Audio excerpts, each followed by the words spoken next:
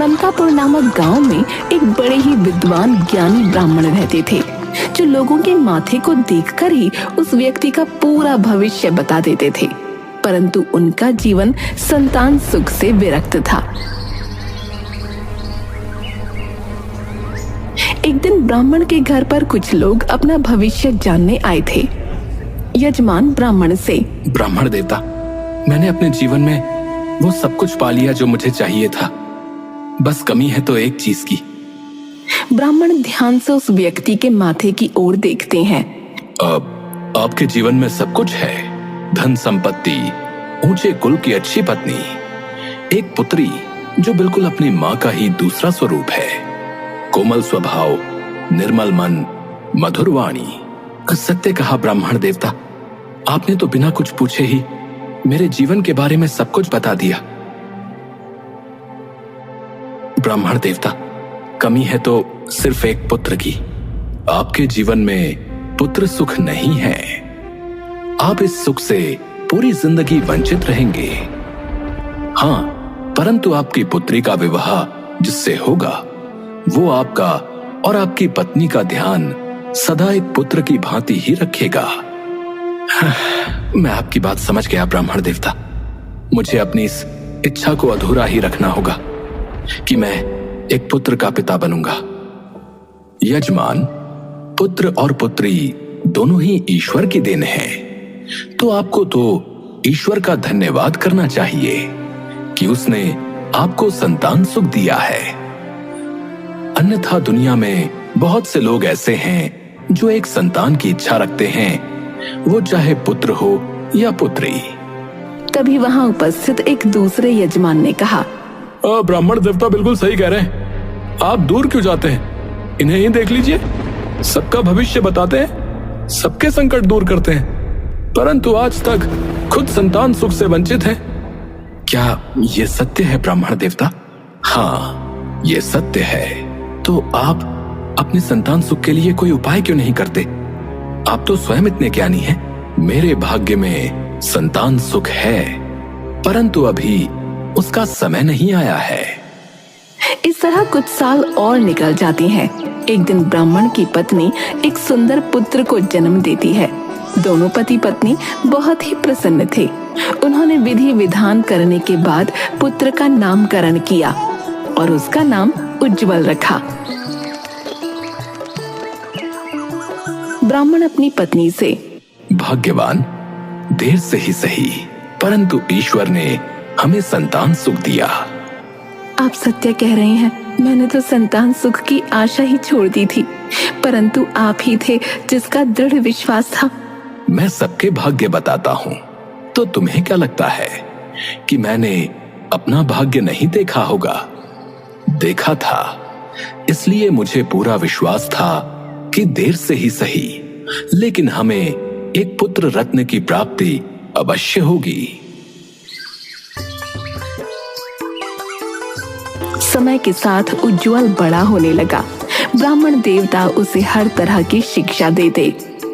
आप अभी से उज्ज्वल को सारे वेद पुराण बताते हैं। वो एक छोटा सा बालक है, उसे अभी क्या समझ आएगा जी?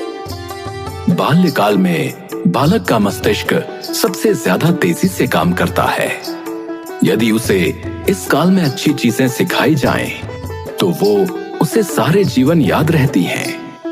वो अपने आसपास जो कुछ भी देखता है, सुनता है, उससे ही अपना भविष्य निर्माण करता है। और मैं चाहता हूँ कि उज्ज्वल मुझसे भी बड़ा विद्वान और ज्ञानी बने। अच्छा, तो ये बात है। आप उज्ज्वल को खुद से भी ज्यादा बड़ा ज्ञानी और विद्वान बनाना चाहते हैं। ठीक है, फिर तो मैं पिता और पुत्र के बीच कुछ भी नहीं बोल सकती। आपको जैसा उचित लगे आप करें। रोज बहुत सारे लोग ब्राह्मण देवता के पास अपना भविष्य जानने आते थे। कुछ अपनी समस्याओं का समाधान लेने आते। उज्ज्वल बड़े ध्यान से रोज नए चेहरों को देखता। एक दिन उसके पिता लोगों का भविष्य बता रहे थे और उज्ज्वल वहीं बैठा खेल रहा था। उत्सुकतावश पिता के पास जाता है। पिताजी, आप इन सब लोगों को क्या बता रहे हैं? पुत्र, मैं इन लोगों का भाग्य देखकर इन्हें इनका भविष्य बता रहा हूँ कि कल उनके जीवन में क्या घटित होने वाला है। पिताजी, मुझे भी मेरा भविष्य जानना है। पुत्र, अभी तुम सिर्फ 6 वर्ष के हो और इतनी कम आयु में तुम्हें तुम्हारा भविष्य जानने की आवश्यकता नहीं है। तुम और बड़े हो जाओ, फिर मैं अवश्य तुम्हें तुम्हारा भविष्य बताऊंगा कि तुम जीवन में क्या प्राप्त करोगे और कब, परंतु उचित समय आने पर। उज्जवल पिता से नाराज होकर वहां से चला गया, परंतु वो आए दिन लोगों को इस तरह पिता से अपना भविष्य जानते देख उत्सुक रहता। कुछ समय बाद एक दिन उज्जवल अपनी माता से बोला, माँ, आज मैं भोजन नहीं करूँगा। ऐसा क्यों पुत्र? क्या तुम्हारी तबीयत ठीक नहीं है? मैं तुम्हें वैद्य जी के पास ले चलती हूँ। नहीं, मुझे कुछ भी नहीं हुआ है, बस आज मुझे भोजन नहीं करना। माँ बड़ी देर तक उज्जवल को मनाती रही, परंतु उज्जवल ने तो जिद ठान रखी थी कि उसे आज भोजन नहीं करना। थक हार कर उज्जवल की माँ ब्राह्मण देवता के पास जाती है। आज आपके पुत्र ने एक अनोखी जिद कर रखी है। बच्चे अक्सर नई नई तरह की जिद किया करते हैं। ये तो बताओ, आज हमारे पुत्र ने क्या जिद की है? उसे क्या चाहिए? उसे भोजन नहीं करना और कुछ कारण भी नहीं बता रहा, बस जिद करके बैठा है कि मुझे आज भोजन नहीं करना। अच्छा ठीक है, मैं चलता हूँ और अपने पुत्र को मनाकर उसे भोजन कराता हूँ। क्या बात है पुत्र, तुम्हें भोजन क्यों नहीं करना? क्या तुम्हें कुछ विशेष पकवान खाने की इच्छा हो रही है? नहीं, मुझे कुछ भी खाने की इच्छा नहीं हो रही। तो क्या तुम्हें खेलने के लिए कोई नया खिलौना चाहिए? नहीं, मुझे कुछ भी नहीं चाहिए। फिर तुम्हें भोजन क्यों नहीं करना है? क्योंकि मुझे सबकी तरह अपना भविष्य जानना है, जो आप मुझे नहीं बता रहे। परंतु उसके लिए तुम अभी बहुत छोटे हो। कुछ वर्षों बाद मैं तुम्हें तुम्हारा भविष्य अवश्य बताऊंगा। ठीक है, तो जब आप मुझे मेरा भविष्य बताएंगे तब मैं भोजन करूंगा। आपने भी न जाने से क्या समझा दिया है। मैंने क्या समझा दिया है भाग्यवान? मैंने तो बस यही कहा कि भविष्य जानने के लिए तुम अभी छोटे हो। आप उसे उसका भविष्य क्यों नहीं बता देते? क्या आप भी छोटे बालक हैं? ठीक है, बैठो, मैं तुम्हें तुम्हारा भविष्य बताता हूँ।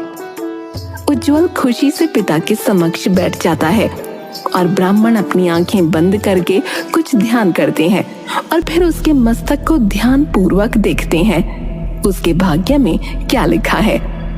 ये क्या? उज्जवल का विवाह एक नीच कुल की कन्या से होगा। नहीं नहीं, अगर ऐसा हुआ तो मैं किसी को मुंह दिखाने के लायक नहीं रहूंगा। मैं ऐसा नहीं होने दे सकता, क्योंकि अगर मैं भाग्य देख सकता हूं तो मैं भाग्य को बदल भी सकता हूं। बताइए ना पिताजी, मेरे भाग्य में क्या लिखा है? पुत्र, तुम्हारे भाग्य में लिखा है कि तुम एक बहुत विद्वान व्यक्ति बनोगे और तुम्हारा विवाह एक बड़ी ही सुंदर कन्या से होगा। नन्हा सा उज्जवल पिता की इतनी बात सुनकर खुशी खुशी वहां से चला जाता है, परंतु ब्राह्मण के मन में एक चिंता घर कर जाती है और वो अपनी पुस्तक पलटने लगते हैं। क्या बात है स्वामी, आप थोड़े परेशान दिख रहे हैं। कुछ भी नहीं है, बस एक समस्या का समाधान ढूंढ रहा हूँ इन पुस्तकों में। ब्राह्मण की पत्नी वहां से चली जाती है और ब्राह्मण अपनी पुस्तक से देखकर ग्रहों की गणना शुरू करते हैं और अंततः उन्हें पता चलता है कि गंगा किनारे 20 कोस की दूरी पर एक मछुआरा रहता है जिसकी 4 कन्याएं हैं और सबसे छोटी कन्या का योग ही विवाह के लिए उज्जवल के साथ बन रहा है। ब्राह्मण खुद से बोलता है, मैं इतने लोगों का भाग्य बताता हूँ, उन्हें उनकी समस्याओं का समाधान देता हूँ, तो मैं अपने पुत्र का भाग्य भी बदल सकता हूँ। मैं उसका विवाह कभी भी एक नीची जाति की कन्या के साथ नहीं होने दूंगा। ब्राह्मण मछुआरे के घर की ओर निकल पड़ता है और वहां पहुंच जाता है। ब्राह्मण को देखकर मछुआरा और उसकी पत्नी बड़े प्रसन्न होते हैं। ब्राह्मण देवता, आज तो हमारा जीवन और घर दोनों ही धन्य हो गए जो आपके चरण हमारे इस कुटिया में पधारे हैं। मैं किसी उद्देश्य से तुम्हारे द्वार पर आया हूँ। क्या तुम्हारे घर 9 माह पूर्व किसी कन्या का जन्म हुआ है? अब ब्राह्मण देवता, मेरी छोटी पुत्री का जन्म 9 माह पूर्व हुआ है। क्या तुमने उसका नाम रूपा रखा है? जी जी ब्राह्मण देवता, आप बिल्कुल सत्य कह रहे हैं, परंतु आपको यह सब कैसे पता चला? देखो मछुआरे, मैं एक त्रिकालदर्शी और बहुत बड़ा ज्ञानी ब्राह्मण हूँ। मैं तो तुम्हारे गांव से अपनी यात्रा पर निकल रहा था, तभी मुझे आभास हुआ कि तुम्हारी सबसे छोटी पुत्री के तुम्हारे घर में रहने से तुम पर बहुत बड़ा संकट आ जाएगा। अब कैसा संकट ब्राह्मण देवता? जब तक ये पुत्री तुम्हारे घर के अंदर है तब तक तुम्हें पुत्र रत्न की प्राप्ति नहीं हो सकती, और यदि तुम अपने आंगन में पुत्र को देखना चाहते हो तो तुम्हें उस पुत्री को घर से और अपने जीवन दोनों से दूर करना होगा। ब्राह्मण देवता, अभी तो ये बहुत छोटी है, सिर्फ 9 माह की है, हम इसे कहाँ छोड़ देंगे? मैं तुम्हारी इसमें मदद कर सकता हूँ। मेरी कोई पुत्री नहीं है, तुम इसे मुझे दे दो। मैं इसका पालन पोषण करूंगा और एक अच्छे से घर में इसकी शादी कर दूंगा। मछुआरा और उसकी पत्नी दोनों आपस में सलाह करके ब्राह्मण देवता को कन्या सौंप देते हैं। वहां से निकलकर ब्राह्मण देवता अपने मन में चिंतन करने लगते हैं। यदि मैं इस बच्ची को मार देता हूँ तो मुझे एक मासूम की हत्या का दोष लगेगा। इससे छुटकारा पाने के लिए मुझे कोई और रास्ता ढूंढना होगा। तभी उसकी नजर एक बुढ़िया की कुटिया पर पड़ती है, जो अपने घर के बाहर बैठी टोकरियां बना रही होती है। ब्राह्मण बुढ़िया से, क्या आप मुझे एक टोकरी दे सकती हैं? अवश्य ब्राह्मण देवता, आपको जो टोकरी चाहिए आप ले जाइए। ब्राह्मण एक टोकरी लेकर सीधा नदी के तट पर जाता है और बच्ची को हाथ में लेकर उससे कहता है, मुझे क्षमा करना पुत्री, परंतु मेरे पास दूसरा कोई उपाय नहीं है। मुझे अपने पुत्र का भाग्य बदलना है और इसके लिए तुम्हें अपने जीवन का बलिदान देना होगा। मैं तुम्हें इस टोकरी में डालकर गंगा मैया को समर्पित करता हूँ। मुझे क्षमा करना। ब्राह्मण बच्ची को टोकरी में डालकर नदी में छोड़ देता है और ये सोचता है, ये टोकरी थोड़ी ही देर में पानी में डूब जाएगी और ये बच्ची अपने आप अपने प्राण त्याग देगी। परंतु नियति को कुछ और ही मंजूर था। टोकरी पानी के प्रवाह के साथ बहते हुए दूसरे किनारे पहुंच जाती है, जहां पर एक ब्राह्मण स्नान करने आया था। टोकरी देखकर, अरे ये टोकरी किसकी है? ब्राह्मण टोकरी को खोलकर देखता है। हे प्रभु, ये छोटा सा शिशु, इसे किसने टोकरी में डालकर गंगा मैया में छोड़ दिया है? कोई है आसपास? अरे कोई है जो मेरी आवाज सुन रहा है? ये शिशु किसका है? वहां आसपास कोई नहीं था। फिर वो ब्राह्मण उस टोकरी को लेकर अपने घर जाते हैं और अपनी पत्नी से कहते हैं, देखो, आज गंगा मैया ने हमारी वर्षों की मनोकामना पूरी कर दी। कैसी मनोकामना? और ये टोकरी क्या लाए हैं आप? रोज सुबह गंगा में स्नान के लिए जाता था तो गंगा मैया से मांगता था कि हमें एक संतान दे दे, और आज गंगा मैया ने हमें एक संतान दे दी है। ब्राह्मण अपनी पत्नी को सब कुछ बताते हैं। ये तो किसी तेजस्वी कुल की कन्या लगती है, इसके चेहरे पर एक अलौकिक चमक है। अवश्य किसी ऊंचे कुल की ही होगी, तभी तो गंगा मैया ने इसे अपनी बाहों में संभाल रखा था। नहीं तो इतनी तेज धार में पैर जमाना मुश्किल होता है। और ये बच्ची इस छोटी सी टोकरी में तैरती हुई न जाने कहां से कहां पहुंच गई।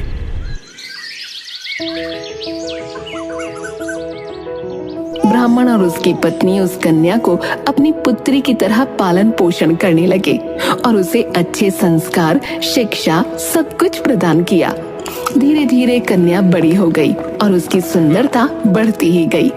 एक दिन ब्राह्मण की पत्नी ब्राह्मण से, अब हमारी पुत्री बड़ी हो गई है, हमें इसका विवाह कर देना चाहिए। तुम सत्य कह रही हो। मैं कल सुबह ही अपनी पुत्री के लिए एक योग्य वर की तलाश में निकल जाता हूँ। ब्राह्मण आसपास के लोगों से अपनी पुत्री के विवाह की चर्चा करने लगते हैं। अब आपकी कन्या के लिए मनकापुर के ज्ञानी रविशंकर जी का पुत्र उज्जवल है। वो लड़का देखने में जितना ही मन को मोहित करने वाला है, उतने ही अच्छे उसके विचार और आचरण हैं। मुझे लगता है आपको एक बार मनकापुर जाकर अवश्य बात करनी चाहिए। ब्राह्मण मनकापुर के लिए निकल जाते हैं और वहाँ पंडित रविशंकर के घर पर उनसे मिलते हैं। प्रणाम गुरुवर। आइए बैठिए। गुरुवर, मेरा नाम शास्त्री हरिओम त्रिपाठी है। मैं गंगा किनारे बनारस से आया हूँ और आपके पास बड़ी उम्मीद लेकर आया हूँ। कहिए ब्राह्मण देवता, आप क्या चाहते हैं? मैं अपनी पुत्री के विवाह के लिए आपके पुत्र का हाथ मांगने आया हूँ। आपकी पुत्री? हाँ गुरुवर, मैंने आपके पुत्र की बहुत चर्चा सुनी है। मेरी पुत्री भी रूपवान, ज्ञानवान और शास्त्रों की ज्ञाता है। मैंने उसे अपने सारे शास्त्रों का ज्ञान दिया है। आपसे अनुरोध है, यदि आपको उचित लगे तो एक बार आप अपने पुत्र के साथ हमारे घर पधारिए। अवश्य अवश्य। हम भी अपने पुत्र के लिए एक अच्छे कुल की कन्या देख रहे थे। हम जल्द ही आपके घर आएंगे। जल्दी पंडित रविशंकर उज्जवल के साथ बनारस पहुंच जाते हैं। उन्हें शास्त्री जी की पुत्री रूपाली बहुत पसंद आती है और दोनों का विवाह तय कर दिया जाता है। सभी बड़े प्रसन्न थे। पंडित रविशंकर ये सोचकर प्रसन्न थे कि उन्होंने अपने पुत्र का भाग्य बदल दिया। उज्जवल रूपाली को पत्नी के रूप में पाकर प्रसन्न था और रूपाली उज्जवल को पति के रूप में पाकर प्रसन्न थी। ब्राह्मण उज्जवल को दामाद के रूप में पाकर प्रसन्न थे, परंतु नियति ने अपना खेल तो कर दिया था। एक दिन रूपाली अपने ससुर के पास चाय लेकर जाती है और उनसे कहती है, पिताजी, आप सबका भाग्य देखते हैं, क्या आप मेरा भाग्य नहीं देखेंगे? मुझे भी अपना भाग्य दिखाना है। पुत्री, तुम्हारा भाग्य तो बहुत ही अच्छा है। तुम्हें उज्जवल जैसा पति मिला है। इतने ऊंचे कुल में तुमने जन्म लिया, ऊंचे कुल में तुम ब्याही गई, और अब क्या जानना चाहती हो? पिताजी, आप एक बार मेरा भविष्य भी तो देखिए। ठीक है, बैठो। ब्राह्मण अपनी पोथी निकालते हैं और गणना शुरू कर देते हैं। वो हैरान हो जाते हैं क्योंकि भविष्य देखने के साथ साथ जब उन्हें अपनी बहू का भूत पता चलता है तो उनके पैरों तले जैसे जमीन निकल जाती है। ये तो वही कन्या थी जिसे उन्होंने गंगा में छोड़ दिया था। अब पुत्री, मेरी तबीयत थोड़ी ठीक नहीं लग रही है। मैं तुम्हारा भविष्य किसी और दिन देखूंगा। पिताजी, आप ठीक तो हैं? हाँ हाँ। रूपाली उज्जवल को बुलाकर लाती है। क्या बात है पिताजी, आप बहुत परेशान लग रहे हैं। सब ठीक तो है? रूपाली ने मुझे बताया कि आप उसका भविष्य देख रहे थे। क्या हुआ? उसके भविष्य में कुछ गलत है क्या? हाँ पुत्र, तुमने बिल्कुल सही समझा, परंतु मेरे पास उस विपत्ति का तोड़ है। कैसा तोड़ पिताजी? आप मुझे बताइए, मैं उपाय करूंगा। नहीं पुत्र, उपाय तो मुझे ही करना होगा। ठीक है पिताजी, आप जैसा कहते हैं हम वैसा ही करेंगे। ब्राह्मण रूपाली को उपाय करने के बहाने लेकर दूसरे नगर स्नान के लिए और पूजा के लिए चले जाते हैं। वहां पहुंचकर ब्राह्मण अपने हाथ से एक अंगूठी निकालता है और रूपाली को दिखाते हैं। पुत्री, इस अंगूठी को ध्यान से देखो। रूपाली अंगूठी को हाथ में लेकर देखती है। अब ये अंगूठी मुझे वापस दे दो। ब्राह्मण उस अंगूठी को उठाकर नदी में फेंक देता है। पुत्री, अब जब तक तुम्हें ये अंगूठी वापस नहीं मिलती, तब तक तुम्हें यहीं रहना होगा, क्योंकि बिना इस अंगूठी को हाथ में लिए यदि तुम अपने पति के घर जाओगी तो तुम्हारे पति की मृत्यु हो जाएगी, और यदि तुम अपने पिता के घर जाओगी तो तुम्हारे पिता की मृत्यु हो जाएगी। इसलिए जब तक तुम्हें ये अंगूठी वापस नहीं मिल जाती तुम यहीं पर रहोगी। परंतु पिताजी, मैं यहाँ कैसे रह सकती हूँ, और वो भी अकेले? मेरे पास दूसरा कोई उपाय नहीं है। मैंने तुम्हारे भविष्य में जो देखा है उसे टालने का एक यही तरीका है। इतना कहकर ब्राह्मण वहां से चला जाता है और रूपाली वहीं नदी तट पर बैठकर रोती रहती है। तभी वहां एक सेठ अपने परिवार के साथ स्नान करने आते हैं। सेठ की बूढ़ी माँ रूपाली को देखकर, पुत्री क्या बात है, तुम इस तट पर अकेले बैठकर क्यों रो रही हो? तुम कौन हो पुत्री? नियति की सताई हुई हूँ। साफ साफ बताओ क्या बात है पुत्री। रूपाली उन्हें सारी बात बताती है। यदि तुम्हें कोई आपत्ति ना हो तो तुम हमारे साथ चल सकती हो हमारे घर। मेरे पास कोई दूसरा उपाय भी तो नहीं है। रूपाली उस स्त्री के साथ उसकी नौकरानी बनकर उसके घर चली जाती है। वो स्त्री का ध्यान एक माँ की तरह रखती है। उसके कार्य से घर के सभी लोग बहुत प्रभावित होते हैं। दूसरी तरफ ब्राह्मण अपने घर पहुँचते हैं। पिताजी, रूपाली कहाँ है? आपके साथ दिख नहीं रही। पुत्र, जब नदी तट पर रूपाली स्नान के लिए नदी में गई और मैं बाहर बैठकर मंत्रों का उच्चारण कर रहा था, तभी वो नदी में डुबकी लगा रही थी।